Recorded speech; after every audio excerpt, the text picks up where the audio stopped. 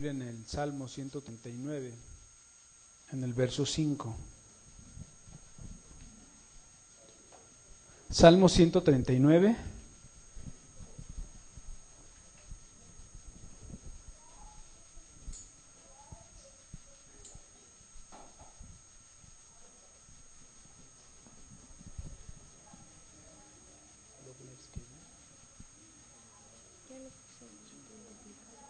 ¿Ya?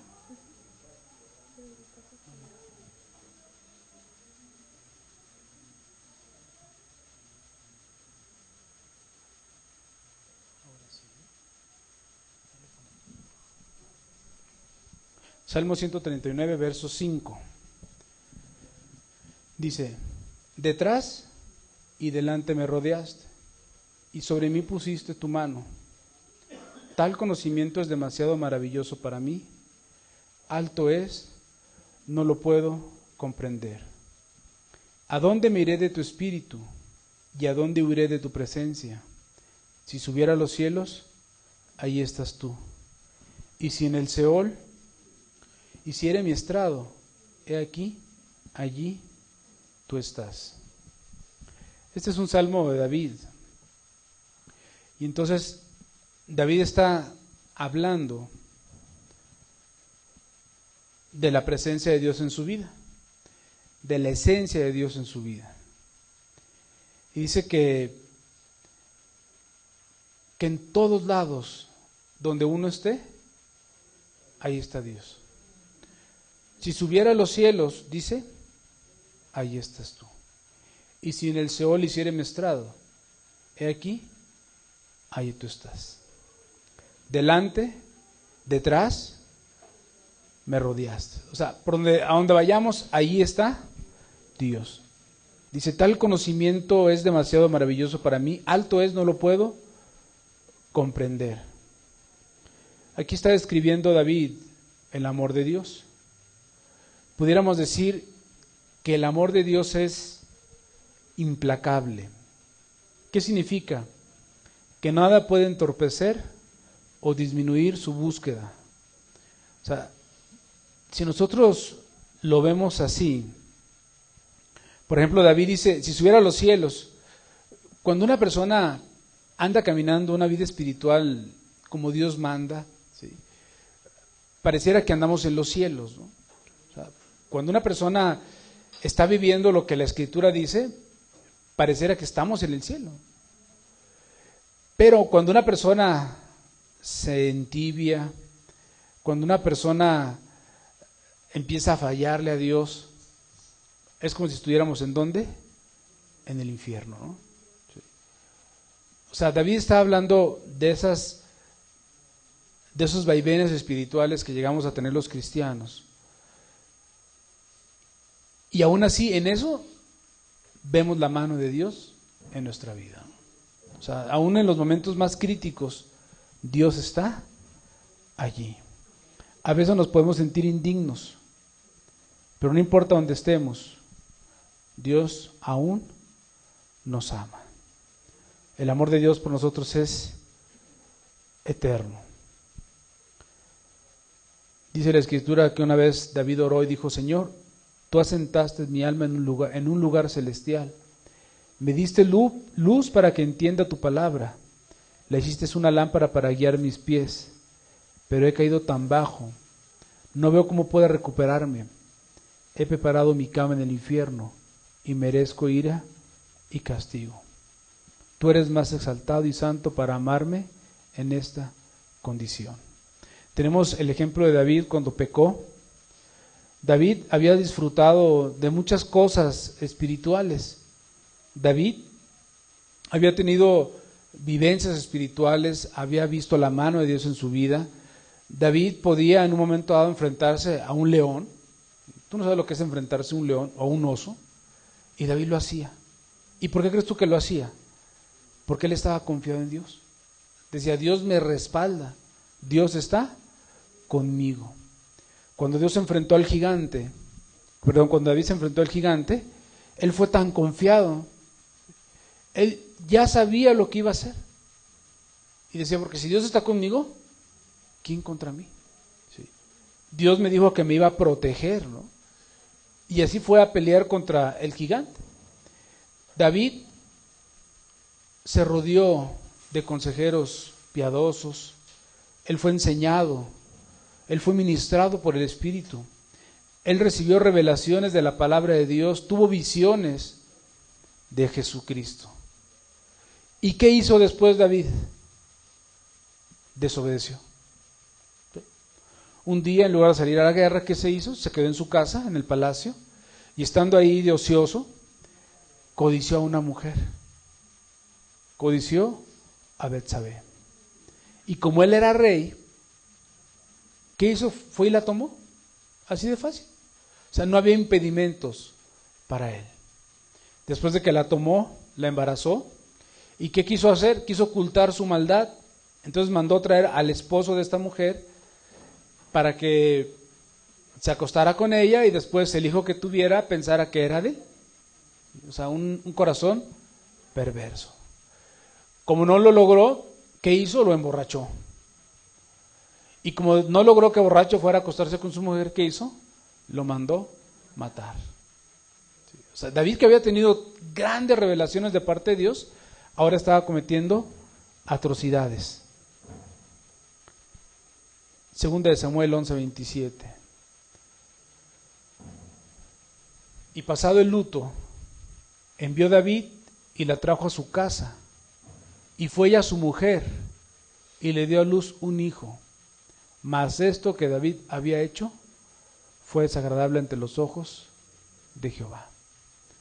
O sea, todavía después de que David se deshizo del rival en amores, ¿qué hizo? Fue y tomó a la mujer por su esposa. O sea, no le importó absolutamente nada. Pero esto desagradó a Dios. ¿Y qué hizo Dios? Mandó al profeta Natán a decirle, segunda de Samuel 12:14, mas por cuanto con este asunto hiciste blasfemar a los enemigos de Jehová, el hijo que te ha nacido ciertamente morirá. O sea, Dios le mandó decir a David a través del profeta cuáles habían sido las consecuencias de su pecado. Que los enemigos habían blasfemado el nombre de Dios. O sea, como que los enemigos lo vieron y dijeron, para ser así como mejor seguimos adorando a nuestros ídolos. O sea, fue tan mal su comportamiento que el testimonio que David dejó fue un mal testimonio. La gente blasfemó el nombre de Dios. ¿Quién sabe cuántos insultos le habrán hecho a Dios por causa de David? Entonces Dios disciplinó a David, diciéndole que él sufriría las consecuencias de su maldad. David oró, pero el bebé murió. Y todavía, a pesar del pecado de David, Dios seguía persiguiéndolo con su amor. O sea, aún así, en esa condición espiritual, Dios seguía amando a David. ¿Y de qué manera lo amaba? Bueno, imagínate, le mandó a un siervo a que lo amonestara. Sí. Llegó este siervo y le empezó a contar la historia de una persona que le había quitado una ovejita a otra persona y que se había pasado de listo. Y David, como el clásico que peca, luego está muy bueno para juzgar a los demás, ¿qué fue lo que hizo? Se encendió y dijo, ese debe de morir. O sea, él había dictado sentencia contra él mismo. Y el profeta le dijo, ese eres tú. ¿Sí? Tú eres ese miserable que hizo tal locura. Cuando David se dio cuenta de su pecado y se arrepintió porque fue convicto por el Espíritu Santo, David se arrepintió de su pecado. Y a partir de allí David dejó de ser el rey que era. No en el aspecto de que dejó el trono, sino que espiritualmente decayó. Y aun cuando Dios lo perdonó, y aun cuando Dios le siguió mostrando que su amaba, David estaba muy afectado por eso. Pero Dios no le quitó su mano de encima. Si tú lees los salmos, es en el Salmo 50 y tantos donde David habla de su maldad, y aquí lo vemos muchísimo más adelante, diciendo, no lo puedo entender Dios, o sea, no puedo entender tu amor, o sea, por delante, por detrás, arriba, abajo, siempre me has amado. Dios me ama. Tenemos el ejemplo de otro hombre, el apóstol Pablo. ¿Quién era Pablo? Vemos que era un hombre empeñado en destruir la iglesia. Pablo parecía un loco, ¿sí? Odiaba a los cristianos. Él suspiraba amenazas contra los cristianos. El nombre de Jesús yo creo que le era insoportable. Yo creo que cuando Pablo escuchaba el nombre de Jesús, maldecía, se enojaba. Porque pensaba que no era correcto lo que estaban haciendo, ¿no? Y él perseguía a los cristianos y los amenazaba y los torturaba de tal manera que los hacía blasfemar contra Cristo. Ese era Pablo, un hombre que estaba lleno de prejuicios y que mataba a los discípulos. Pablo dijo en Romanos 5, verso 8, mas Dios muestra su amor para con nosotros, en que siendo aún pecadores, Cristo murió por nosotros. O sea, Pablo estaba diciendo, aunque yo no estaba consciente, Dios me estaba persiguiendo. Aunque yo hacía cosas terribles, Dios me amaba. Aunque yo estaba haciendo cosas pecaminosas, Dios me amaba. Y hasta el día en que lo tiró del caballo, Pablo se dio cuenta del amor de Dios para con él. Y después de su conversión, Pablo estaba aún más convencido que Dios le amaba fervientemente y que Dios le iba a amar hasta el fin. A través de sus altos, de sus bajas, él sabía que Dios le amaba. Romanos 8:38. Pablo dijo, por lo cual estoy seguro de que ni la muerte, ni la vida, ni ángeles, ni principados, ni potestades, ni lo presente, ni lo porvenir, ni lo alto, ni lo profundo, ni ninguna otra cosa creada nos podrá separar del amor de Dios, que es en Cristo Jesús, Señor nuestro. Pablo estaba convencido del amor de Dios y decía él, nada me puede separar de este amor. De este amor que se hace manifiesto ¿cómo? A través del Señor Jesucristo. O sea, nada. Ahora que le pertenezco, nada puede separarme de su amor. Ni el diablo, ni los demonios, ni los principados, ni los hombres, ni los ángeles, ni la espada, ni la muerte, ni el hambre, nada. O sea, tenía una plena convicción de que Dios le amaba. ¿Cuántas veces hemos escuchado este pasaje? Y sin embargo, la mayoría de los cristianos encuentran que las palabras de Pablo son difíciles de creer. Cada vez que nosotros pecamos o que le fallamos a Dios, lo primero que hacemos es perdemos el sentido de la verdad, de su amor por nosotros. Luego pensamos, Dios me está azotando, Dios me está castigando. Esto me pasa por no haber hecho esto o aquel. Terminamos culpándolo a Dios de nuestros problemas, de nuestras enfermedades y de nuestras dificultades. Y lo que realmente le estamos diciendo a Dios es que Dios ha dejado de amarme. ¿Por qué? Porque le fallé. O sea, el amor de Dios hacia nosotros no está condicionado a cómo te portes o cómo no te portes. O sea, Dios te ama. ¿Sí? Y te amó tanto que dio a su Hijo unigénito. ¿Para qué? Para que en Él creas, para que te salves. O sea, Dios te ama. Dios no es como nosotros. Si te portas bien, hoy te quiero. Si te portas mal, ya no te quiero. ¿Sí? Ya me caes gordo, ¿no? ¿Sí?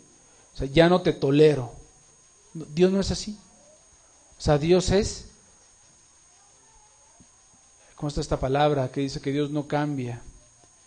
Dios no puede cambiar, porque Dios es el mismo ayer, hoy y por los siglos. O sea, Dios no cambia. Y cuando una persona se muere y se va al infierno, no es porque Dios haya dejado de amarlo, no, sencillamente porque la persona se lo ganó a pulso. O sea, la persona se lo ganó. O sea, dice la Biblia que esta es la condenación, no creer en el Hijo de Dios. O sea, Él no vino a perder al mundo, Él vino a salvar al mundo. Y si alguien se pierde es porque se quiso perder Él solo. No porque Dios lo quiso perder, no, Él solo no quiso tomar la salvación que Dios le daba. Según de Corintios 13, verso 14, la gracia del Señor Jesucristo, el amor de Dios y la comunión del Espíritu Santo sean con todos vosotros. Amén. O sea, Pablo les había escrito a los corintios y las cartas que le escribía a los corintios eran cartas fuertes. Se había pecado en la iglesia de Corintio, había maldad, pero aún así Pablo les decía, ya despidiéndose, la gracia del Señor Jesucristo, el amor de Dios y la comunión del Espíritu Santo sean con todos vosotros. Amén. O sea, después Pablo de haberlos reprendido, haberlos exhortado fuertemente por la condición espiritual en la que estaban, les dijo que la gracia del Señor Jesucristo, el amor de Dios y la comunión con el Espíritu sean con todos ustedes. ¿Sí me entiendes? No los maldijo, les deseó ¿qué? Lo mejor. Por eso yo inicié con ese versículo al principio. O sea, ¿cuál debe ser nuestra actitud para con los hermanos? Amarlos. De amor. ¿Sí? Entonces, Dios me manda a mí a que ame a quién? A mis hermanos. Sean de esta iglesia o sean de la otra. Dios no me manda a maldecirlos. Dios no me manda a desearles mal, al contrario, a desearles bien. Ese es el amor de Dios. Vamos a ver estos tres temas que están aquí en esta bendición. La gracia del Señor Jesucristo, el amor de Dios y la comunión del Espíritu. Primero, vamos a ver lo que es la gracia. ¿Qué es la gracia? A ver, es un don. ¿Qué más es? Es un regalo inmerecido. ¿Qué más? Es un sacrificio, el sacrificio de Cristo. Tito 2, verso 11 y verso 12. Porque la gracia de Dios se ha manifestado para salvación a todos los hombres, enseñándonos que, renunciando a la impiedad y a los deseos mundanos, vivamos en este siglo sobria, justa y piadosamente. Entonces el primer texto dice que la gracia de Dios se ha manifestado. ¿Cómo? ¿O para qué se manifestó? Para salvar a los hombres. O sea, lo primero que debemos de entender es que la gracia de Dios es la manifestación de ese amor para con nosotros. La primera manifestación de la gracia es tu salvación. ¿Sí me entiendes? Cuando la Biblia dice para que vivas en la gracia, significa que vivas en salvación. Y esa gracia no se limita a la pura salvación. En el verso 12 dice que esa gracia nos va a enseñar ¿a qué? A que renunciemos a toda impiedad, a todo deseo mundano, a toda lujuria, y que vivamos una vida sobria, justa y piadosamente. ¿Sí? Entonces, ¿qué es la gracia? Pues la gracia es eso que Dios ha hecho por nosotros. Primero nos salva y nos enseña a que vivamos de una manera justa y piadosa. A que renunciemos ¿a qué? A los deseos mundanos. A que vivamos en este siglo justa y piadosamente. Entonces, ¿qué es vivir bajo la gracia? Es vivir en salvación. Y vivir de una manera justa, sobria y piadosamente. Si tú dices, Dios me salvó y vivo como un impío, tú no vives bajo la gracia. ¿Sí me entiendes? O sea, si no se cumplen estas dos condiciones, de salvación y de vivir como Dios quiere que vivamos, tú no vives bajo la gracia. Vivir bajo la gracia no significa vivir bajo pecados o bajo permisos para poder pecar, porque luego así lo entienden las personas. O sea, es que yo ya no vivo bajo la ley, vivo bajo la gracia, ¿no? Y tienen una vida de impíos. Entonces la persona no vive bajo la gracia, porque la gracia no les ha enseñado a renunciar a sus deseos mundanos, a la impiedad, a vivir de este siglo sobria, justa y piadosamente. Entonces vivir bajo la gracia es de esta manera, nos enseña a renunciar a la impiedad. Necesitamos al Espíritu para que nos ilumine en nuestras almas, para que brillen los fundamentos de la doctrina cristiana en nuestra vida. Segunda de Corintios 8:9. Porque ya conocéis la gracia de nuestro Señor Jesucristo, que por amor a vosotros se hizo pobre, siendo rico, para que vosotros con su pobreza fueseis enriquecidos. La gracia del Señor es que por amor a nosotros se hizo ¿qué? Pobre. O sea, Él renunció a todo lo que tenía en el cielo para venir a esta tierra y se hizo pobre, para que nosotros fuésemos enriquecidos. No se refiere a riquezas materiales, porque luego por ahí está el evangelio de la prosperidad, ¿verdad? Sí, de que tenemos que ser ricos, ¿no? Habla de riquezas espirituales, habla de las riquezas de la gloria de Cristo, de las riquezas de la sabiduría, de las riquezas de gracia, de ser ricos en misericordia, en fe, en buenas obras, etcétera, etcétera. Pablo nos está diciendo, aquí está todo lo que necesitas saber acerca del significado de la gracia. Llega a nosotros a través del ejemplo del Señor. Jesús vino a bendecir, a edificar y a animar a otros. Esa es la gracia de Cristo, que siendo rico por nosotros se hizo pobre, para que a través de su pobreza nosotros fuéramos ricos. Jesús no vino a glorificarse a Él mismo, ni a magnificarse. Él entregó todo el derecho al yo, y Cristo dejó pasar toda oportunidad para ser el mayor entre sus compañeros. O sea, Jesucristo nunca pidió que una bendición se derramara sobre Él para ser conocido o aceptado por los demás. Él no impuso su peso divino para obtener poder o reconocimiento. Él no se exaltó a expensas del pobre. Él no se glorió en su propio poder. Cada vez que Jesús hacía algo, ¿a quién le daba la gloria? A Dios. Y todo lo que hacía era para darle gloria a Dios. Jesús vino a enseñarnos lo que es ser pobre. O sea, Jesús vino a mostrarnos este camino sobre la tierra. Jesús no estaba en competencias contra nadie. Seguramente que escuchó a sus discípulos glorificarle a Él. Cuando Jesús hacía quizás un milagro, ellos decían, es que eres grande, ¿sí? Y Jesús les decía, no, Dios es el que es grande. Y las obras que yo hago, ustedes les van a hacer mayores. Imagínate, o sea, ¿cuál era el corazón de Jesús? No gloriarse Él. O sea, sanaba a un ciego. Era un milagro, ¿no? Y la gente lo buscaba por eso. Y los discípulos decían, Señor, pero es que sanaste a un ciego. Sí, sí sé que lo sané porque pues eso ahí se ve. Pero lo que yo hago, ustedes lo van a hacer más grande que yo. Imagínate, ¿no? O sea, ¿cuándo has visto una persona que sea así?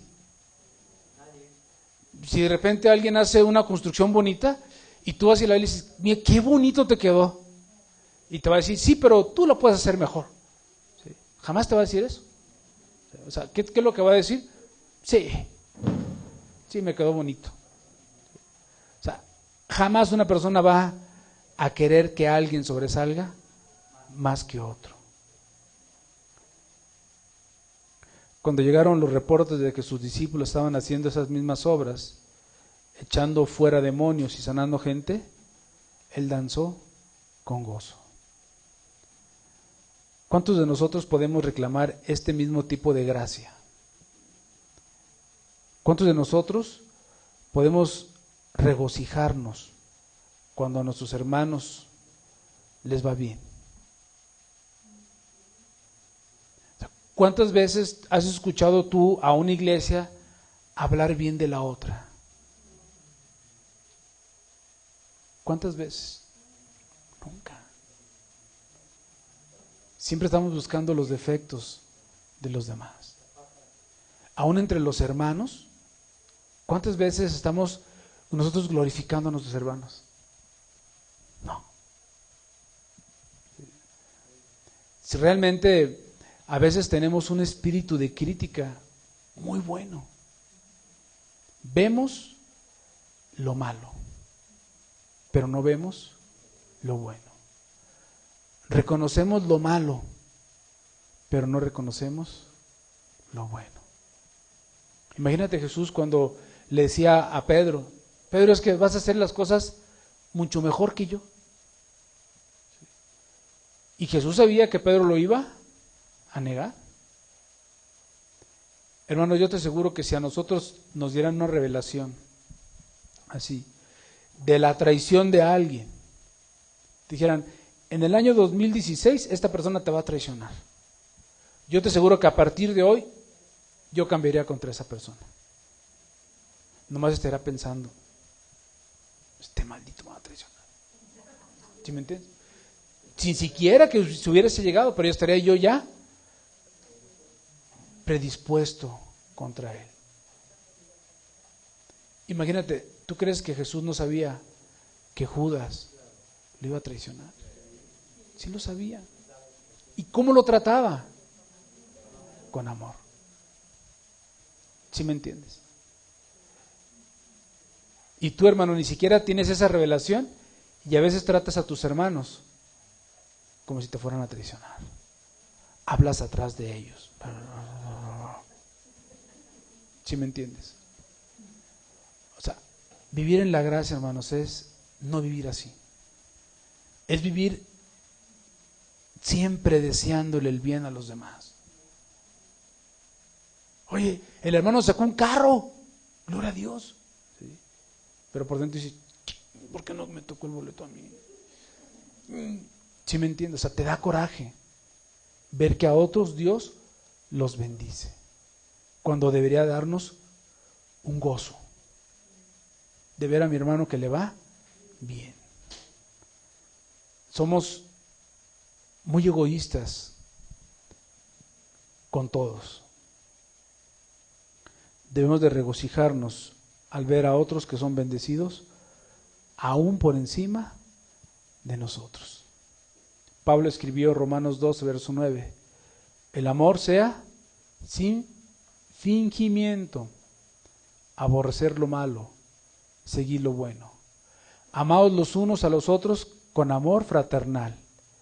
En cuanto a honra, prefiriéndonos los unos a los otros. O sea, nuestro amor debe ser sin fingimiento.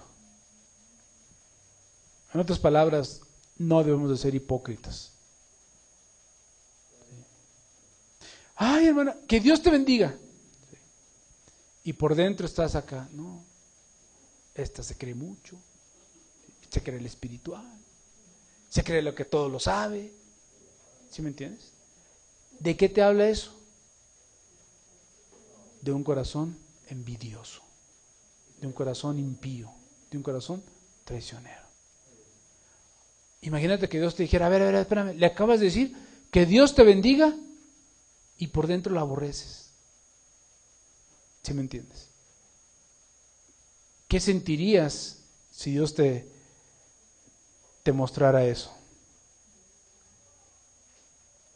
Pablo encontró a los cristianos de Corinto en competencias unos con otros.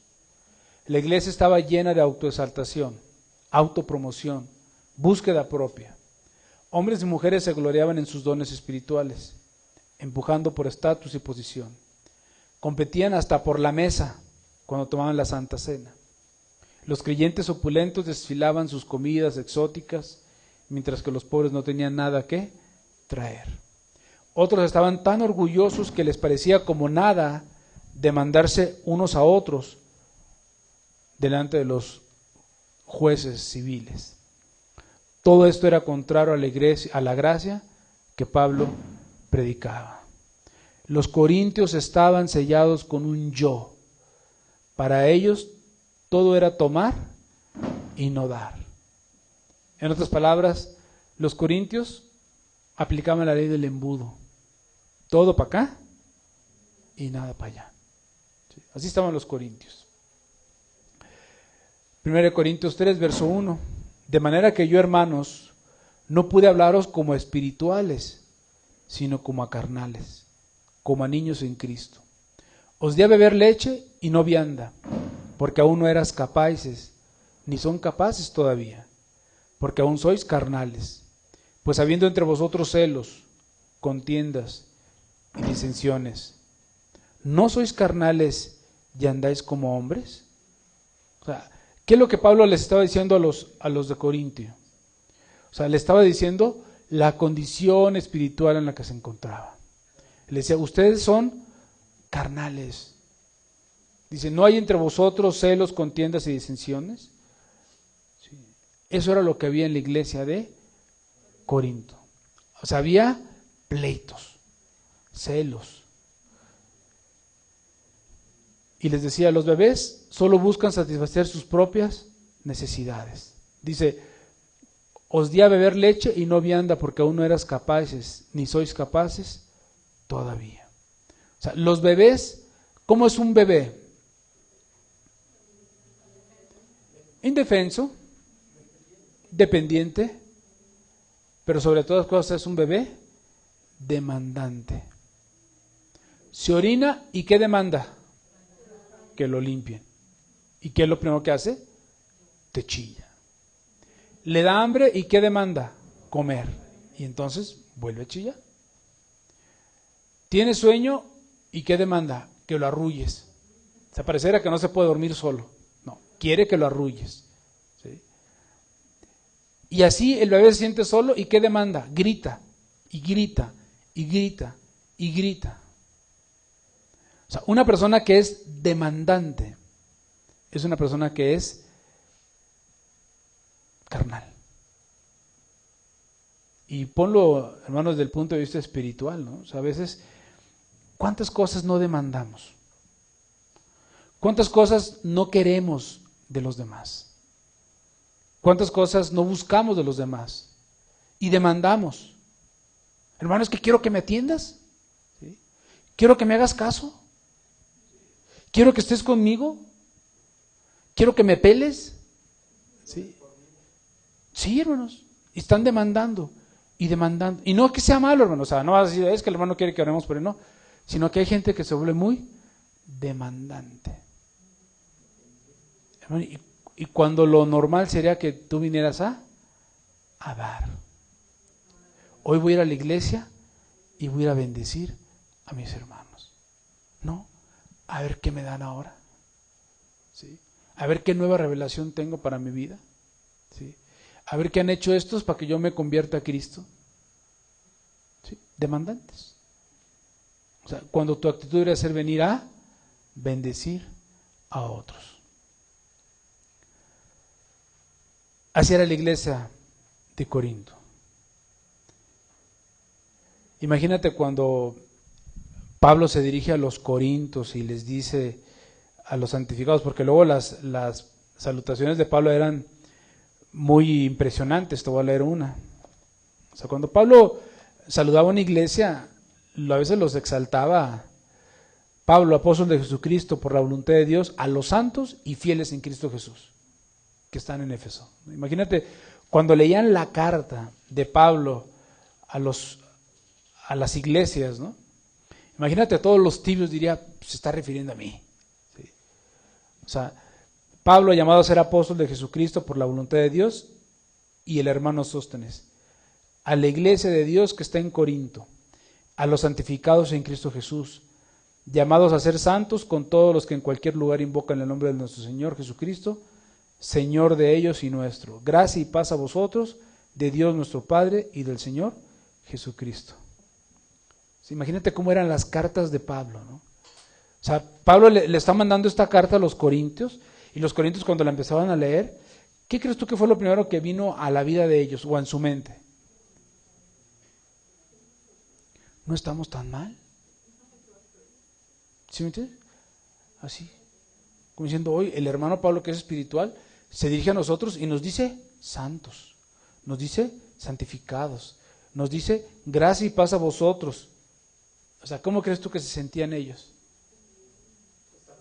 ¿Nos merecemos esto? Sí. O sea, pareciera como que Dios se contradice, ¿no? Lo que pasa es que Dios nos ama tanto, así que se dirige a nosotros siempre con amor, con respeto. Y nosotros no somos así. Sí. Dios cuando te habla a ti, se dirige a ti con mucho respeto. Tú cuando estás bien con el hermano pastor, sí, ahí vas, hermano pastor. Pero cuando te peleas con el hermano pastor, ¿qué dices? Este cuate, sí, este cuate, sí, o este mono, ¿no?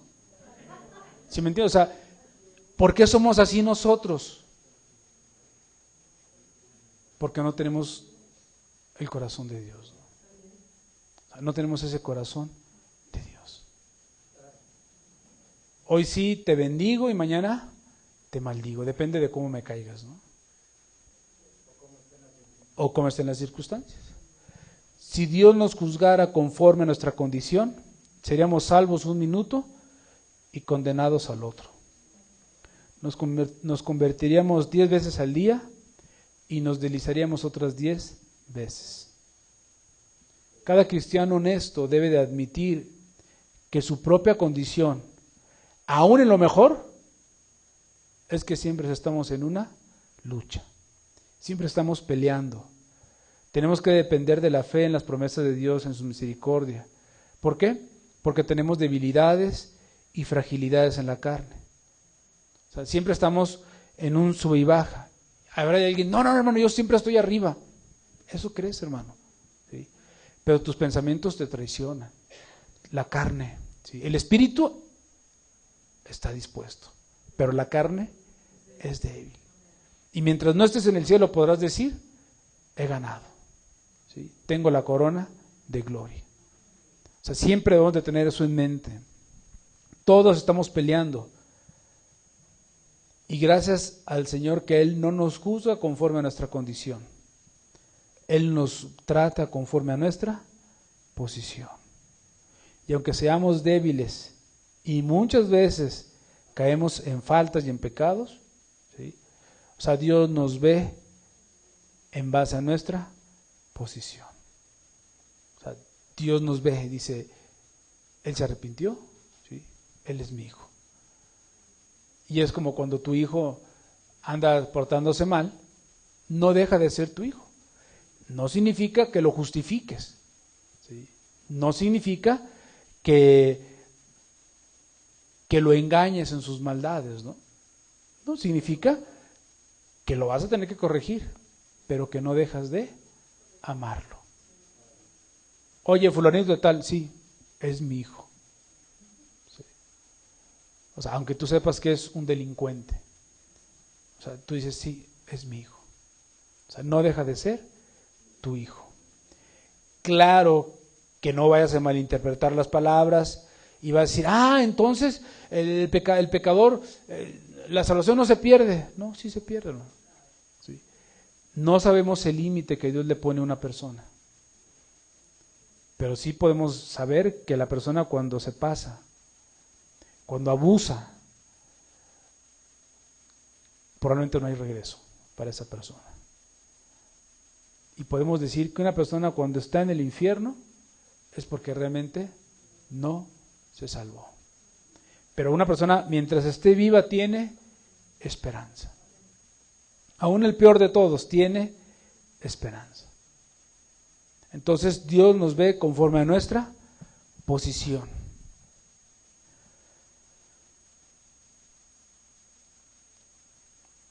Una persona puede endurecer su corazón tan repetidamente y tan rígidamente que el amor de Dios no puede penetrar esas paredes que Él ha levantado. Y esa persona, si persiste en esa actitud, esta persona un día se va a morir. Y Dios lo va a mandar al infierno. Y la persona no podrá decir, es que Dios no me amó. No, la persona podrá decir, no, es que yo no le correspondí a ese amor. ¿Sí? Porque no fue un amor injusto, no fue un amor de justicia. Y me pagó lo que yo merecía. Tú puedes estar quizás en la condición de los corintios. Puedes estar así, apartado. Dios no ha dejado de amarte. O sea, Dios tiene misericordia de ti. Por eso nosotros no podemos desechar a las personas. Decir, no, a este Dios ya lo vomitó, como lo decía por ahí una persona, ¿no? A este ya Dios lo vomitó. No, espérame. Dios no vomita. ¿Sí? Hasta el día en que te echa al infierno, entonces sí podrás decir, Dios lo vomitó. Pero no te puedes atrever a decir una persona ya se perdió. Porque no sabes qué tanto lo ama Dios. Y qué tanta paciencia tenga Dios por esa persona. Si tú estás en esa condición, si luchas con una debilidad, bueno, Dios te dice, santo, santificado, aceptado. O sea, Dios te habla a ti y te muestra qué tanto te ama. 1 Corintios 1, verso 30. Mas por Él estáis vosotros en Cristo Jesús, el cual nos ha sido hecho por Dios sabiduría, justificación, santificación y redención. O sea, tú estás en Cristo por Dios. ¿Sí me entiendes? Tú llegaste a Cristo por Dios. Tú has oído el Evangelio por Dios. Tú has conocido la verdad por Dios. Tú estás en Cristo por Él. Y Él nos ha sido hecho por Dios sabiduría, justificación, santificación y redención. Eso es la gracia, hermanos. O sea, todo lo que rodea a una persona. O sea, todo ese amor. O sea, toda esa oportunidad. Toda esa paciencia. ¿Sí? Te puedes salir de la gracia. ¿Sí? Y te va a ir como en feria. Pero no porque Dios haya dejado de amarte, sino porque vas a empezar a cosechar lo que estás sembrando. Y el día que regreses, Dios te vuelve otra vez a recibir. Pero hay un límite. El límite nadie lo sabe, hermano.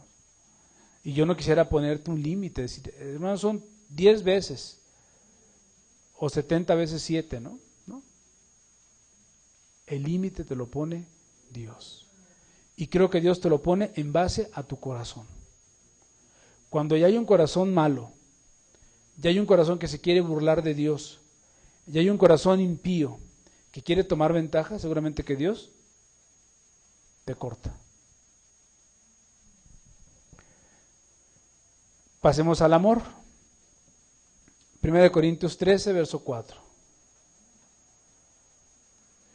El amor es sufrido, es benigno.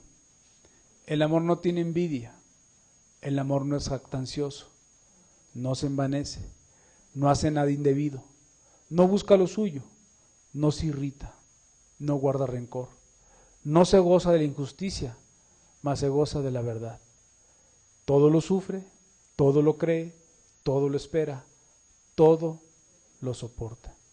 El amor nunca deja de ser, pero las profecías se acabarán y cesarán las lenguas y la ciencia acabará. ¿Conoces una persona que tenga este amor? ¿Sí? ¿Lo dijeron bien? Nada más Dios. Porque a lo mejor tú dirás, no, hermano, yo tengo ese amor, ¿sí? Hijo, hermano, ¿quién sabe?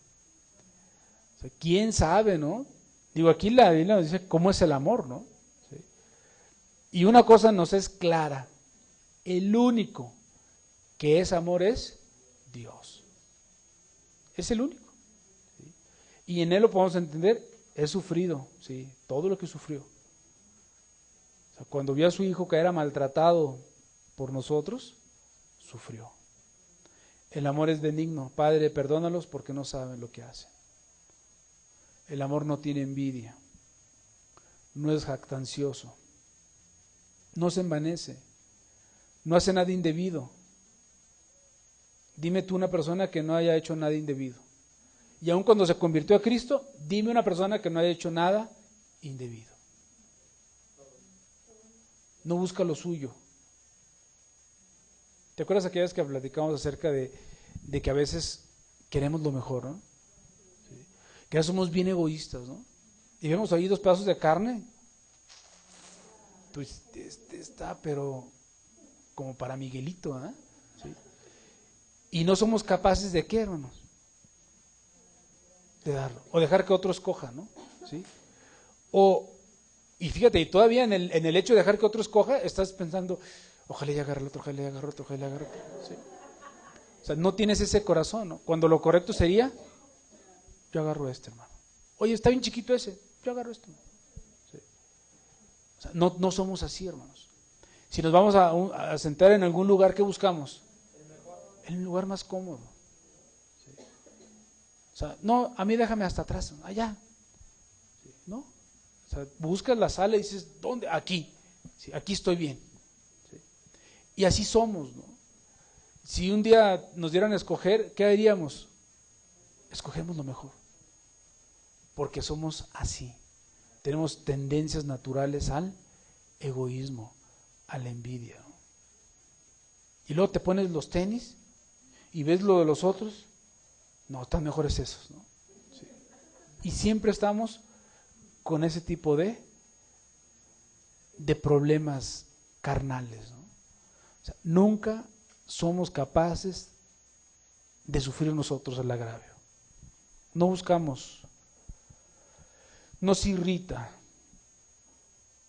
Qué difícil, ¿no? O sea, ¿quién podrá decir, o el que esté libre de esto, que tire la primera piedra, ¿no?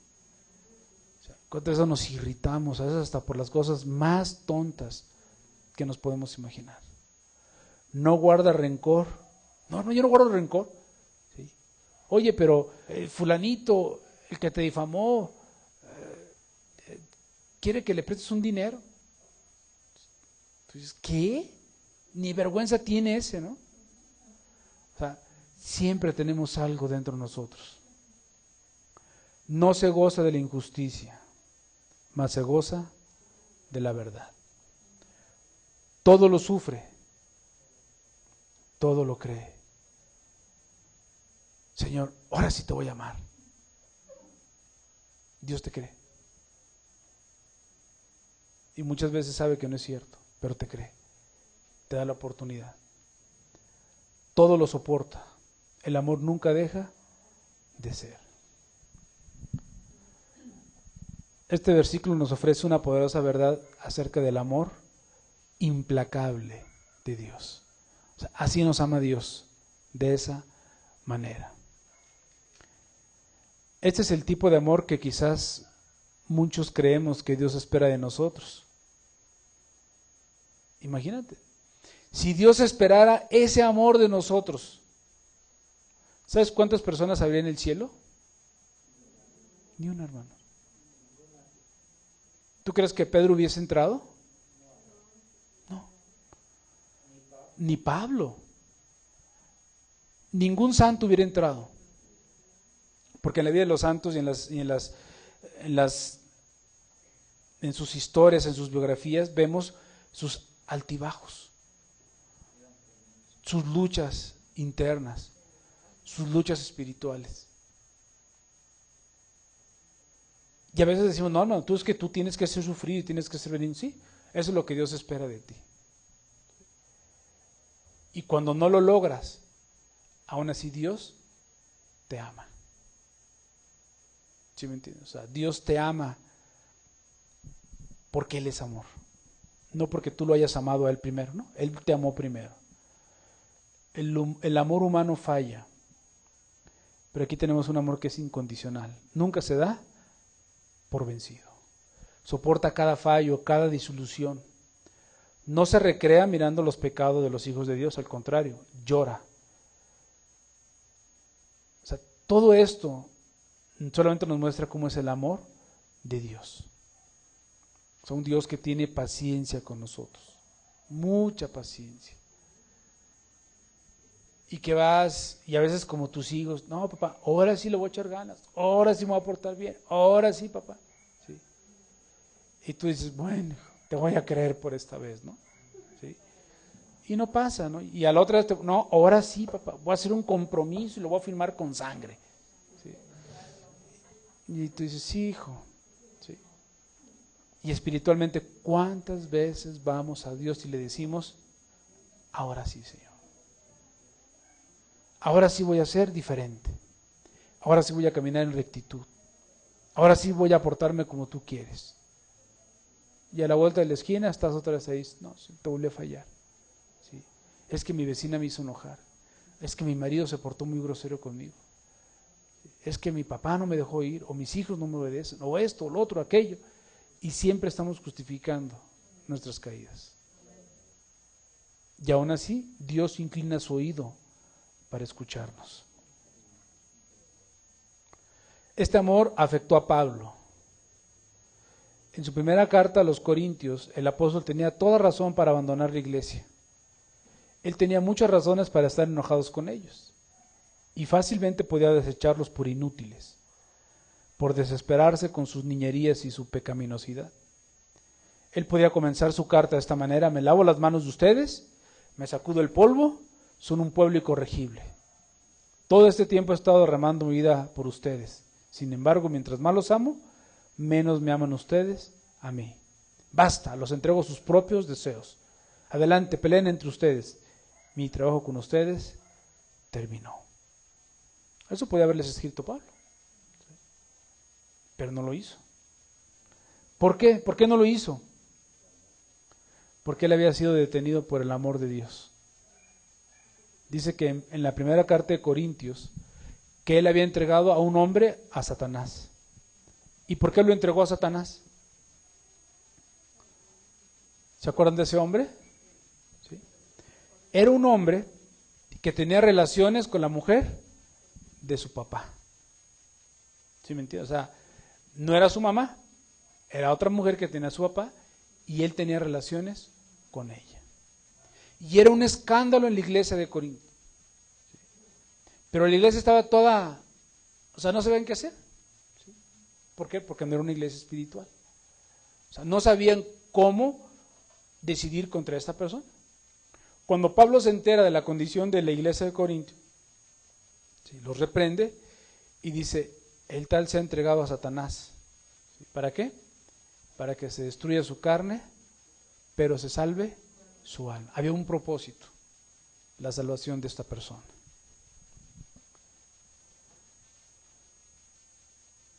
Era para que el alma del hombre pudiera ser salva. Vemos a Pablo reprendiendo a la iglesia, corrigiendo, amonestando, pero todo lo hacía con suavidad. O sea, él estaba compungido por esa iglesia. Y yo creo que Pablo le decía a Dios, Señor, fue la iglesia que tú salvaste, Señor. Fue la iglesia que tú levantaste, Señor. Fue la iglesia que dio fruto, Señor. Pero ahora están desviados, Señor. ¿Qué hago con esa iglesia, Señor?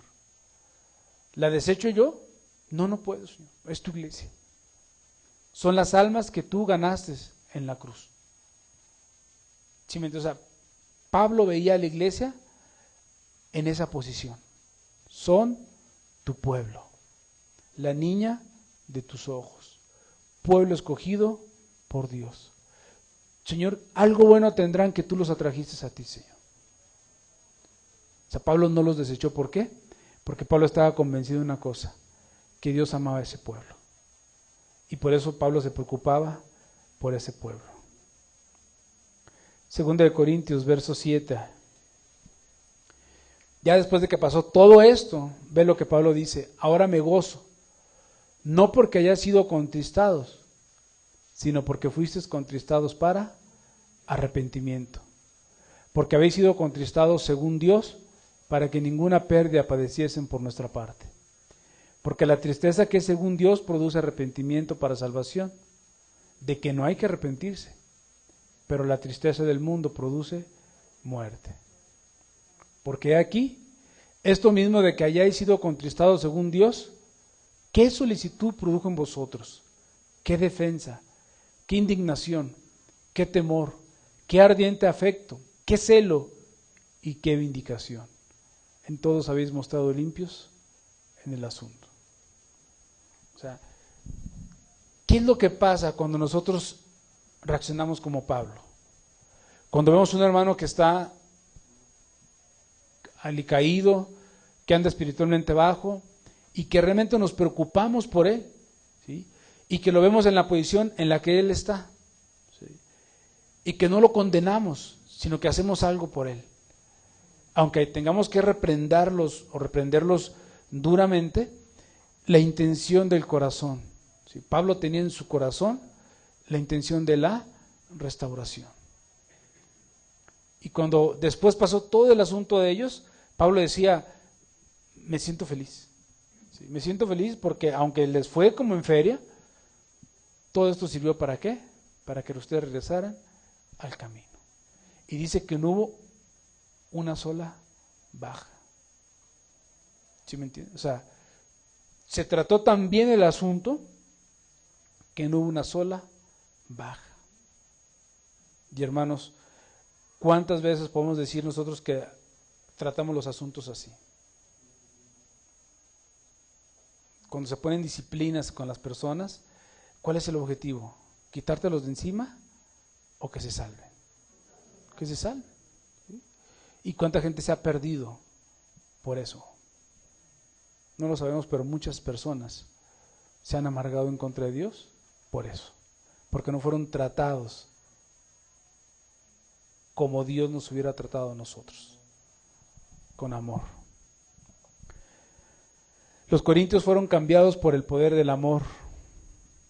O sea, fueron tratados con amor. Aunque fueron reprendidos, fueron tratados con amor.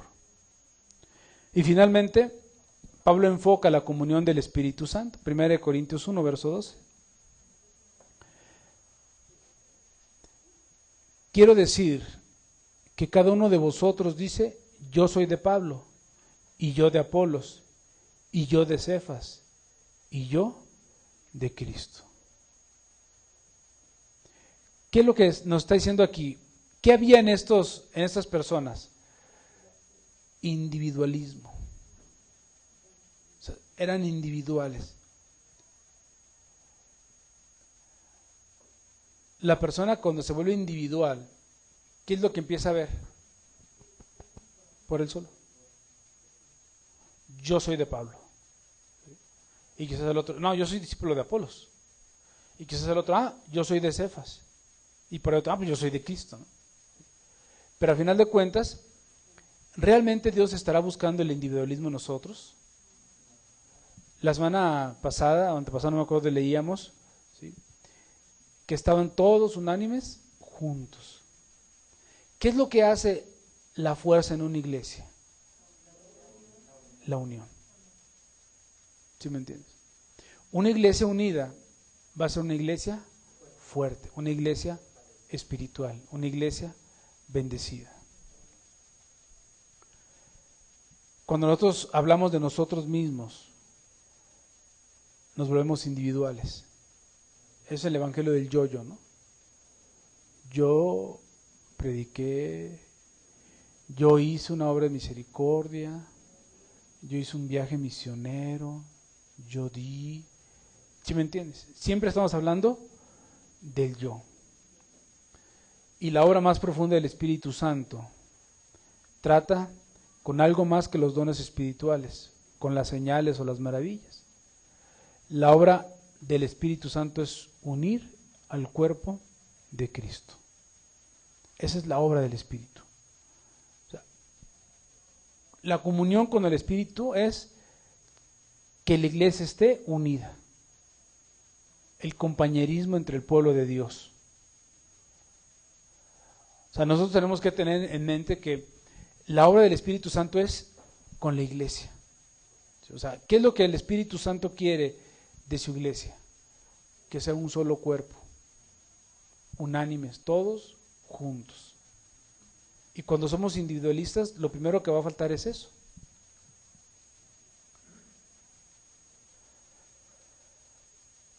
Si tú tienes la gracia de Dios en tu vida, si tú entiendes el amor de Dios,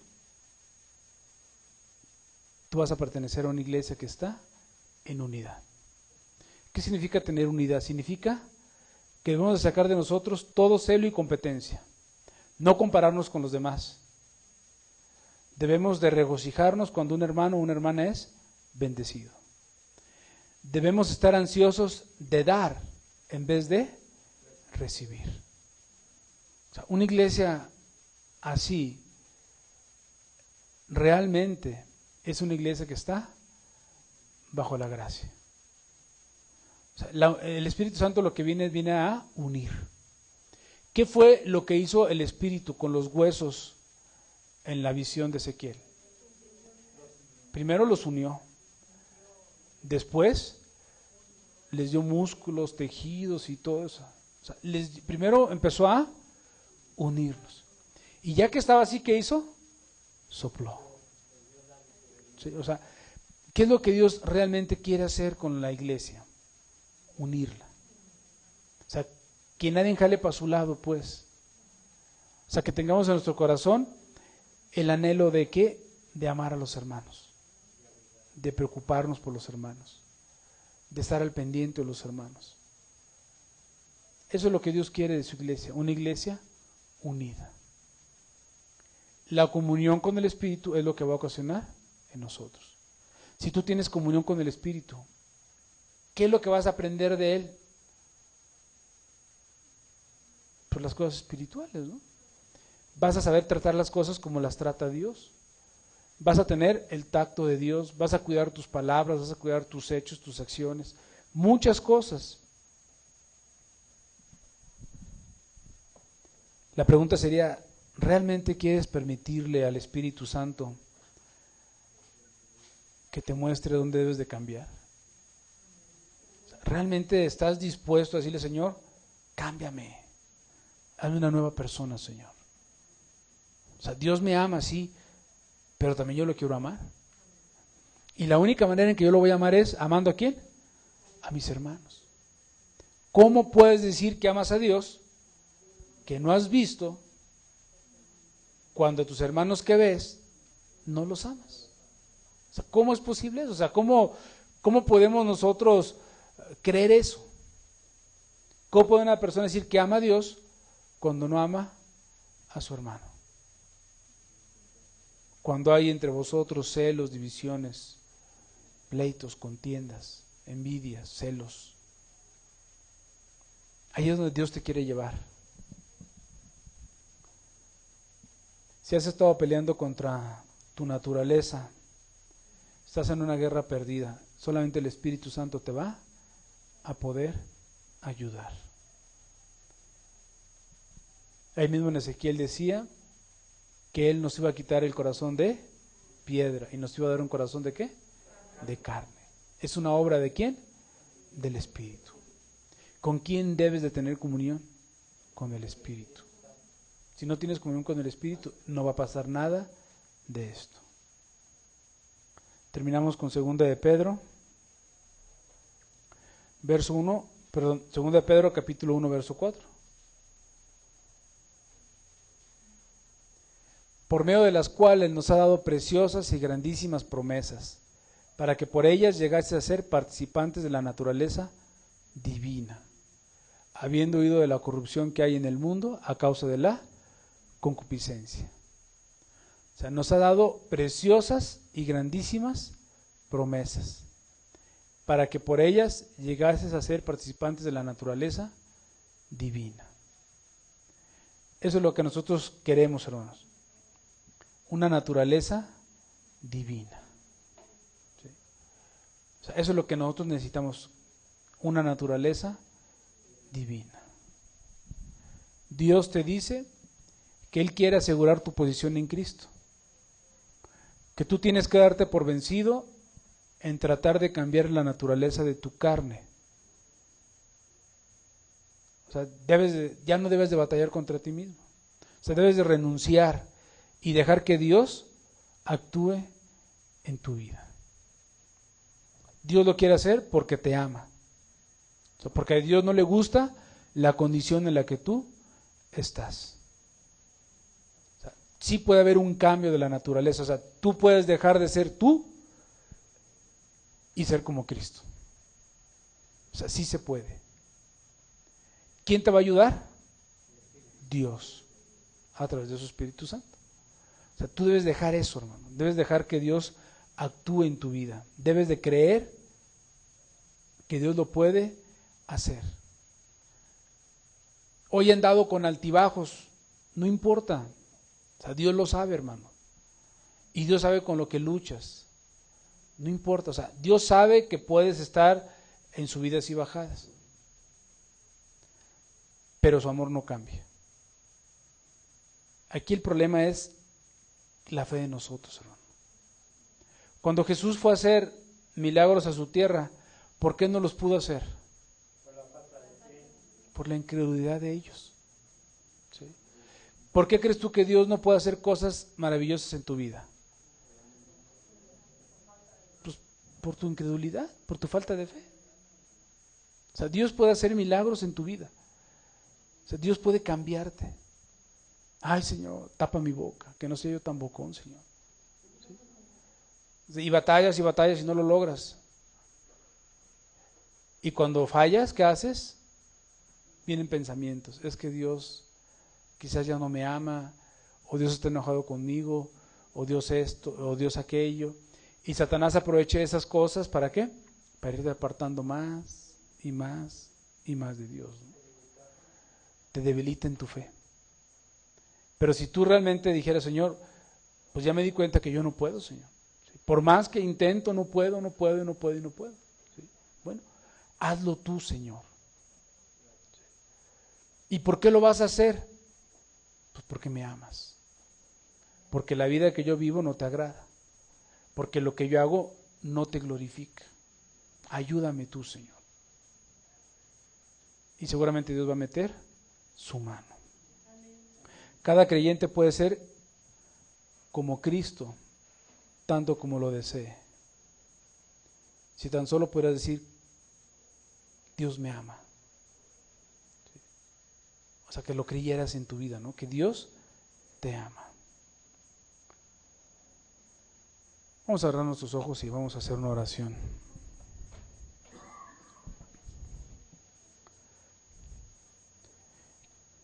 Quiero recordarte algunas cosas. La primera de ellas es que la gracia. ¿Qué es la gracia? La gracia es la salvación. Cuando tú creíste en Dios y creíste para salvación, ahí se manifestó la gracia de Dios. Hemos visto que su gracia de Dios ha estado con nosotros durante mucho tiempo. ¿Qué ha habido durante todo este tiempo de gracia? Dios nos ha enseñado, Dios nos ha mostrado que renunciemos a la impiedad, a los deseos mundanos, que llevamos en este siglo sobria, justa y piadosamente. Durante todo este tiempo, no sé cuántos años tienes de convertido, una cosa sí te lo puedo asegurar. Dios te enseña que renuncies a la impiedad y a los deseos mundanos. O sea, todo este tiempo que hemos vivido como cristianos y que se nos ha predicado la santidad, la justicia, el arrepentimiento, el amor, la misericordia, la fe, es que hemos estado viviendo bajo su gracia. Siempre se nos está enseñando a una sola cosa, que renunciemos a la impiedad y a los deseos mundanos. Tú no podrás decir, es que yo sentí o yo vi que la iglesia cayó en un bache espiritual durante 5 años y en lugar de que nos predicara a que viviéramos justa, piadosa, nos enseñaron a que fuéramos impíos. O sea, jamás yo creo que se te ha enseñado eso. O sea, ¿por qué te digo esto? Bueno, porque quiero situarte en que tú has estado viviendo bajo la gracia. O sea, Dios ha tenido misericordia de nosotros, porque durante todos estos años Él no ha permitido que prediquemos impiedades, no ha permitido que prediquemos sobre los deseos mundanos, no ha permitido que prediquemos que vivamos en este siglo de manera impía o injusta o ebrios. O sea, siempre Dios ha tenido misericordia de nosotros. Bueno, entonces sitúate. Has estado viviendo bajo la gracia. O sea, se te ha enseñado, se te ha llevado, se te ha traído. Después, otro punto importante es que el amor de Dios para contigo ha sido fiel. Dios te ha soportado. Dios ha sufrido contigo. Dios ha sido bueno contigo. Dios no se ha irritado contra ti. Dios no te guarda rencor. Dios lo ha sufrido todo y lo ha creído todo y todo espera por ti. Dios no te ha pagado conforme a tus maldades, sino conforme a su misericordia. Y aun cuando tú has cosechado lo que has sembrado, siempre Dios ha tenido paciencia contigo. Y cuando tú has sido egoísta, y cuando tú has sido irreverente, y cuando tú has sido murmurador, y cuando tú has sido blasfemo, Dios ha sido paciente contigo. Y una y otra y otra y otra vez Dios ha sido benévolo contigo. Y te ha llamado y te ha dicho, ven, entrégate, conviértete a mí, arrepiéntete. Dios te ha mostrado cuáles van a ser las bendiciones de acercarte a Él. Te ha mostrado el poder, todo te ha mostrado. Y todo lo ha hecho solamente ¿por qué? Porque te ama. Y no solamente eso, o sea, Dios te ha hablado y te ha dicho que eres parte de su iglesia, que eres parte del reino de los cielos, que eres hijo de Él, que tienes hermanos en la fe. Todo eso te lo ha dicho Dios. ¿Y qué es lo que Dios ha buscado de ti? Solamente una cosa: que seas unánime con tus hermanos, que te unas a ellos, que compartas los mismos propósitos, las mismas metas, los mismos objetivos que tiene Dios.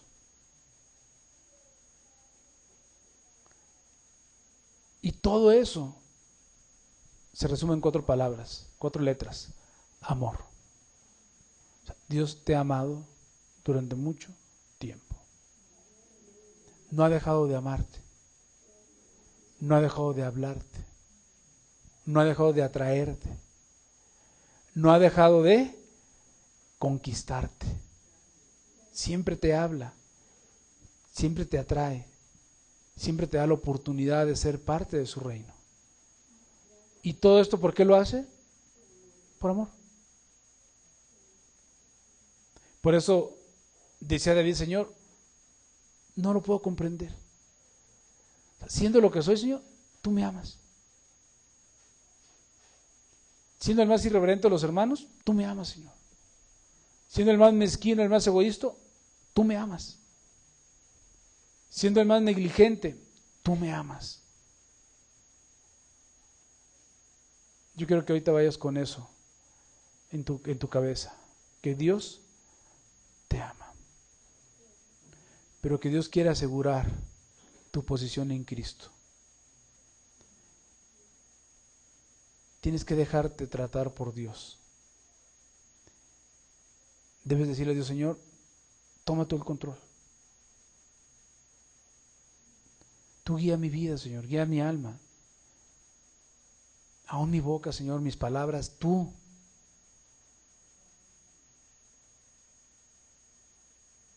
Señor, me has dado palabra durante años, me has dado hermanos en la fe que se preocupan por mí, que me quieren.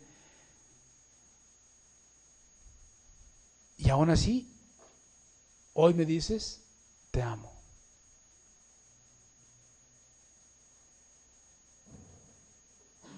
¿Cómo no voy a corresponder a ese amor? ¿Cómo no creer en ti, Señor? ¿Cómo no creer? Cuando todo lo que he recibido de ti, toda dádiva, todo don, viene de ti, Señor. Todo lo bueno. ¿Cómo no voy a creer en ti? ¿Cómo no voy a estar contigo, Señor?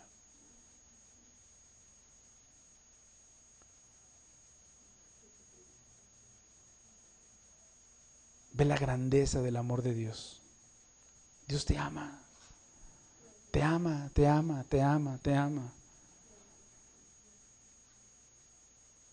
Correspóndele ese amor.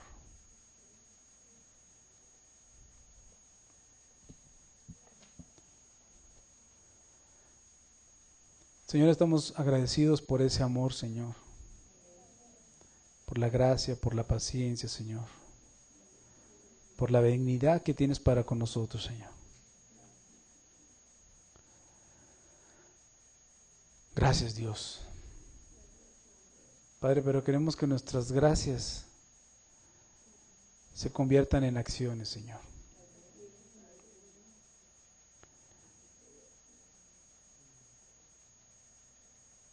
Señor, la gente no ha visto a Dios, Señor. No lo ha visto.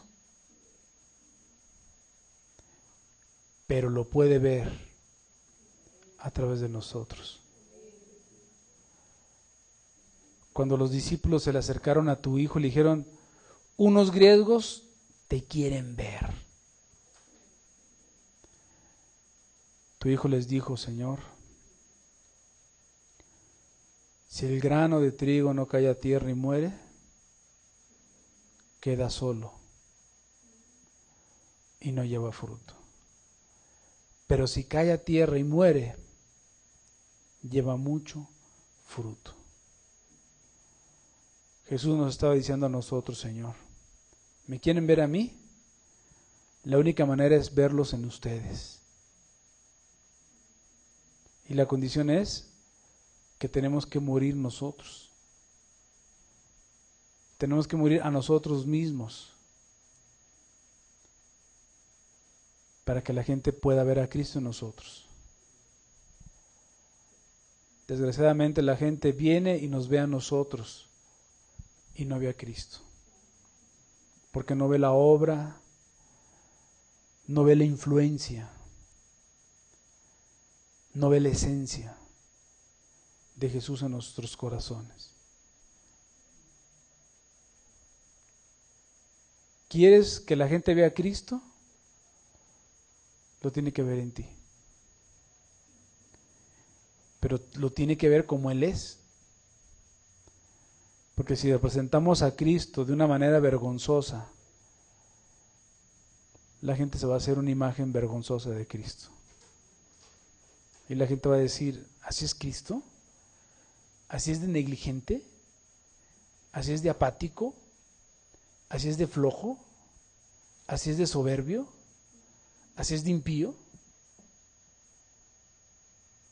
Tenemos que morir, hermanos.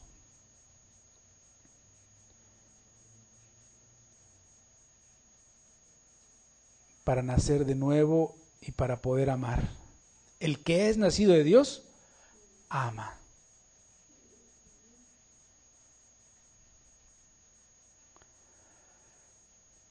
Te agradecemos la palabra, Señor, te agradecemos la esencia del Espíritu, la presencia, Señor. Te agradecemos la gracia, Señor. Hoy podemos irnos de aquí y decir, verdaderamente vivimos bajo la gracia, Señor. Tu gracia se ha manifestado desde el primer día en nuestras vidas, Señor.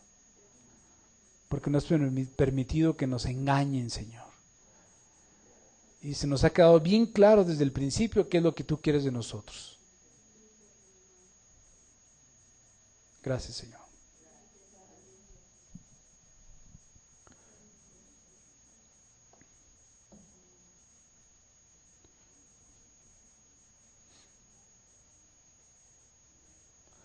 Dios los bendiga a todos.